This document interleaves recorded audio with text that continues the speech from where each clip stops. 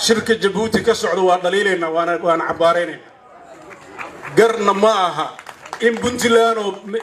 إن يدو صومالي بنتلان كم بقنتهاي اللي يرادوا صوماليا لقاه الله وأريخ خلدان madaxweyne xasan sheekh haduu yiri loo joojin maayo hadda adigana lagu joojin maayo ogow taa inta ogow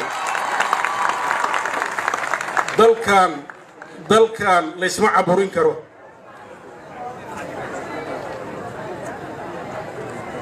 waxaan runtii jeclahay wax badan baa dadku iska hadleen waxaad ogtihiin arrimihii markii gooja cadal haystay aan ka digay ee dawladda Djibouti ka shaqeynaysa maanta indhihiina ku aragtaan horta ma aragtaan musaybaydan arkin soo caalamka lama socotaan daan xaq wax ku waayayaan oo xaqan sheegaya ninka ka shaqeynaya hadduu ka shaqeynayo midna camlaha inuu halka u soo dirsado hadda dadkaan dad u yaqaan ma wali waxba ugu dhiman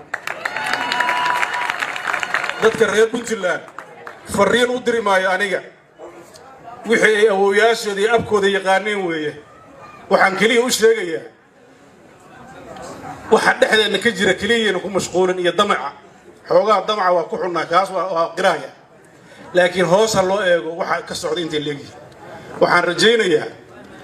haddii shal ku fakiraan inay dawladda xamar ka jirto la xisaabta la'aan ay halka ugu yimaadaan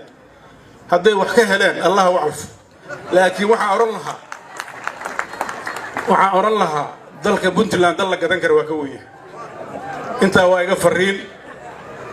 waana iga dood siyaas SSC Khaatumo ay gaareen 6 February waa soo dhaweey haddana waa dhaweynayna welina waa ku taaganahay qodobka koowaad wuxuu noqonayaa in aan muddo gaaban iyo waqti ku filan u helo oo ku dhameystiro dimuqraadiyadii bilowga ahayd ee hana qaaday inay dhameystirmato qodobka koowaad inaan dhamaystiro dib u habeynta iyo sugidda amniga Puntland oo dadkeeda ay ku seexdaan ammaan ay isku haleyn karaan oo ay ku noolaadaan taageeridda iyo ay kastashiga iyo mustaqbalka dadka deegaanka SSC Khaatumo waa qodob ka mid ah waxyaabaha haddii Ilaahay soo celiyo saldhigga u noqon doona shaqadii waxaan rabaa anigoo ixtiraamaya go'aanadaas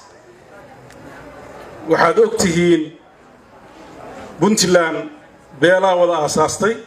gobolada wada aasaastay isbedelka ku dhawaaqida maamulka ee